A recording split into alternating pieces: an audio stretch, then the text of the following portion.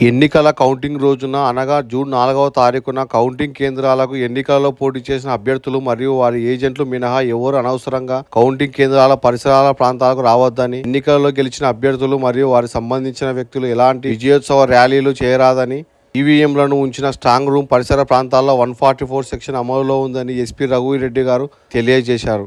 ఎటువంటి అవాంఛనీయ సంఘటన జరగకుండా రావడం జరిగింది. అలాగట కొన్ని పథకాల పని కూడా వెళ్ళడం జరుగుతుంది. అన్ని వర్గాల్లో కూడా పథకాలను మోహరించడం జరిగింది. రాయి మార్చేస్తాం, కంపల్సరీగా ప్రాబ్లం అనుకున్న విలేజెస్ వీళ్ళు కూడా రీలే డామినేట్ చేయడం, ఆర్డినెన్స్ చేయడం జరుగుతుంది. రాయిగాలు పెట్టుకోవడం కానీ రకరకాల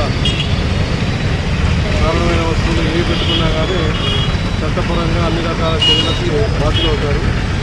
ఇది ఒక విషయం. అందరూ ప్రశాంతంగా ఉండాలా, చక్కగా దాన్ని చేసుకోవాలి.